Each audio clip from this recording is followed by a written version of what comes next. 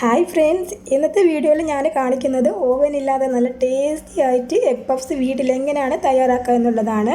അപ്പോൾ എന്തായാലും ഒരു റെസിപ്പി നിങ്ങൾ ട്രൈ ചെയ്ത് നോക്കണം. അപ്പോൾ നമുക്കിത് എങ്ങനെയാണ് തയ്യാറാക്കുന്നതെന്ന് കൂടെ കാണാം. അപ്പോൾ ഇത് തയ്യാറാക്കാൻ ഞാനിവിടെ 1 കപ്പ് പൊടി എടുത്തിട്ടുണ്ട്. ഞാനിപ്പോൾ ഇത് മൈദയിലാണ് തയ്യാറാക്കുന്നത്. നമുക്ക് വേണമെങ്കിൽ വീറ്റ് ഫ്ലോർ വെച്ചിട്ട് തയ്യാറാക്കാവുന്നതാണ്. അപ്പോൾ ഏത് ഫ്ലോർ ആണെങ്കിലും 1 കപ്പ് അതുപോലെ ഒരു ബൗളിലേക്ക് ചേർത്തിട്ട് പിന്നെ ആവശ്യത്തിനുള്ള ഉപ്പ് കൂടെ ചേർക്കാം. പിന്നെ ഞാനിതിലേക്ക് 1 ടീസ്പൂണ് ഗീ ചേർത്ത് കൊടുക്കുന്നുണ്ട്. ഗീ അല്ലെങ്കിൽ ഓയിൽ ചേർത്ത് കൊടുത്താലും മതിയാവും. അതിനുശേഷം കൈ വെച്ചിട്ട് എല്ലാം കൂടെ നന്നായിട്ടൊന്ന് ഇതുപോലെ മിക്സ് ചെയ്തെടുക്കാം. ഇനി ഇതിലോട്ട് ആവശ്യത്തിനുള്ള വെള്ളം ചേർത്തിട്ട് നമ്മുടെ ചപ്പാത്തി മാവൊക്കെ കുഴച്ചെടുക്കുന്ന രീതിയിൽ നല്ലപോലെ ഒന്ന് കുഴച്ചെടുക്കാം.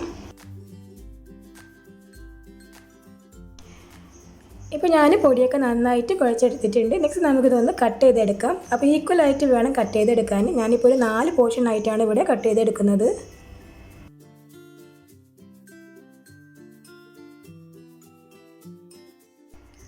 ഇനി ഈ കട്ട് ചെയ്തതിൽ നിന്ന് ഓരോന്ന് എടുത്തിട്ട് നമുക്ക് അല്പം പൊടി ഒന്ന് സ്പ്രെഡ് ചെയ്ത് കൊടുത്തിട്ട് പരത്തിയെടുക്കാം.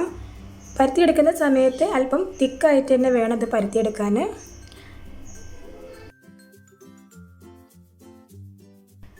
അപ്പോൾ ഇവിടെ ഞാൻ ഒന്ന് ഇതുപോലെ പരത്തി വെച്ചിട്ടുണ്ട്. ഇതുപോലെ ഇത്രയും തിക്കായിട്ട് വേണം പരത്തിയെടുക്കാൻ. ഇതുപോലെ തന്നെ നമുക്ക് ബാക്കിയുള്ളത് പരത്തിയെടുക്കാം. അപ്പോൾ ഇവിടെ 4 എണ്ണം ഒരേ തിക്കിൽ ഞാൻ പരത്തിയെടുത്തിട്ടുണ്ട്. നെക്സ്റ്റ് നമുക്ക് ഇതിൽ നിന്ന് ഓരോന്ന് എടുത്തിട്ട് ഇതിൻ്റെ മേലെ അല്പം നെയ്യ് ഒന്ന് സ്പ്രെഡ് ചെയ്ത് കൊടുക്കാം. ഇനി ഇതിൻ്റെ മേലായിട്ട് കുറച്ച് പൊടി കൂടെ സ്പ്രെഡ് ചെയ്ത് കൊടുക്കാം. അതിനുശേഷം പരത്തി വെച്ചിട്ടുള്ള ഓരോ ചപ്പാത്തി ഇതിൻ്റെ മേലായിട്ട് വെച്ചിട്ട് സെയിം പ്രോസസ്സ് തന്നെ ആദ്യം കുറച്ച് നെയ്യ് സ്പ്രെഡ് ചെയ്ത് കൊടുക്കുക. അതിൻ്റെ മേലെ കുറച്ച് പൊടി സ്പ്രെഡ് ചെയ്ത് കൊടുത്തിട്ട് ബാക്കിയുള്ളതും കൂടെ ചെയ്തെടുക്കാം.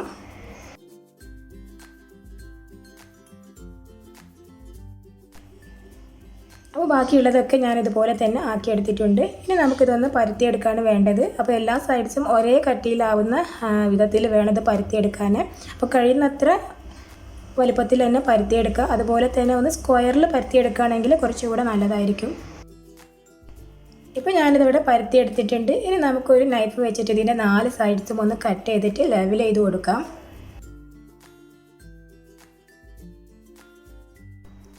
നെക്സ്റ്റ് ഇത് 4 ആയിട്ട് കട്ട് ചെയ്തെടുക്കണം. അപ്പോൾ ഇതുപോലെ സ്ക്വയറിൽ വേണം കട്ട് ചെയ്തെടുക്കാൻ.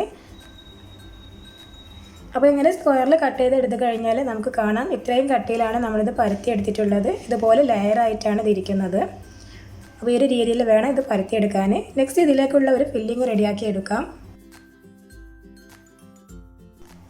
അപ്പോൾ ഒരു പാന് ചൂടാക്കിയിട്ട് 1 ടേബിൾ സ്പൂൺ ഓയിലാണ് ചേർത്തിട്ടുള്ളത്. ഇതിലേക്ക് ഞാനൊരു വലിയ സവാള കനം കുറഞ്ഞ് കട്ട് ചെയ്തെടുത്തിട്ടുണ്ട്. ഇത് കൂടെ ചേർക്കാം.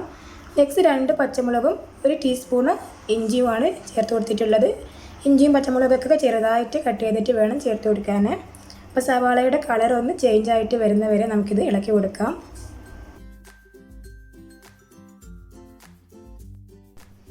ഇപ്പോൾ സവാള കളറൊക്കെ നന്നായിട്ട് ചേഞ്ച് ആയിട്ടുണ്ട്, നല്ല സോഫ്റ്റ് ആയിട്ടുണ്ട്. ഈ ഒരു സമയത്ത് നമുക്ക് ഇതിലോട്ട് ആവശ്യമായിട്ടുള്ള ഉപ്പ് ചേർത്ത് കൊടുക്കാം.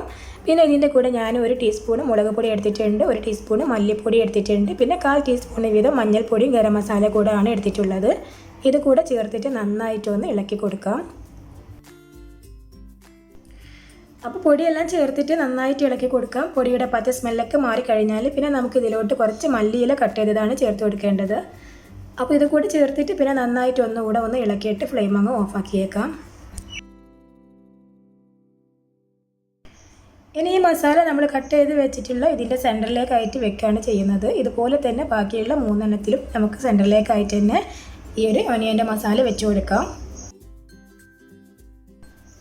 ഇനി ഇതിൻ്റെ മേലെ ആയിട്ട് ഇതുപോലെ ബോയിൽ ചെയ്തെടുത്തിട്ടുള്ള ഒരു എഗ്ഗിൻ്റെ പകുതിയാണ് ഞാൻ വെക്കുന്നത്. നമുക്ക് വേണമെങ്കിൽ ഒരു എഗ്ഗ് മുഴുവനായിട്ട് വെക്കാം, അതല്ലാന്നുണ്ടെങ്കിൽ ഇതുപോലെ ഒന്ന് പകുതി വെക്കാം. എന്നിട്ട് ഞാൻ ഇതുപോലെ ഒന്ന് ഫോൾഡ് ചെയ്തെടുക്കുകയാണ് ചെയ്യുന്നത്.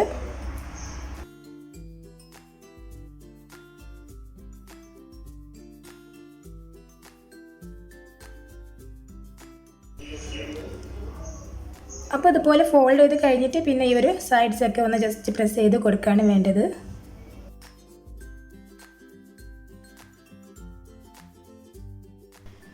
അപ്പോൾ ഒന്നിവിടെ റെഡിയാക്കി എടുത്തിട്ടുണ്ട്. ഇതുപോലെ തന്നെ നമുക്ക് ബാക്കിയുള്ളതും കൂടെ തയ്യാറാക്കാം. ഇനി ഇത് ഫ്രൈ ചെയ്യുന്നതിന് മുമ്പ് ഇതിൻ്റെ മേലെ നമുക്ക് കുറച്ച് എഗ് വാഷ് ചെയ്യണം. അപ്പോൾ ഒരു എഗ്ഗ് നന്നായിട്ട് ബീറ്റ് ചെയ്തെടുത്തിട്ട് ഇതുപോലെ ജസ്റ്റ് ഒന്ന് ഇതിൻ്റെ മേലെ ആയിട്ട് ബ്രഷ് ചെയ്ത് കൊടുക്കാം. അതല്ലാന്നുണ്ടെങ്കിൽ കുറച്ച് പാൽ ഇതുപോലെ തന്നെ ബ്രഷ് ചെയ്ത് കൊടുത്താലും മതിയാവും.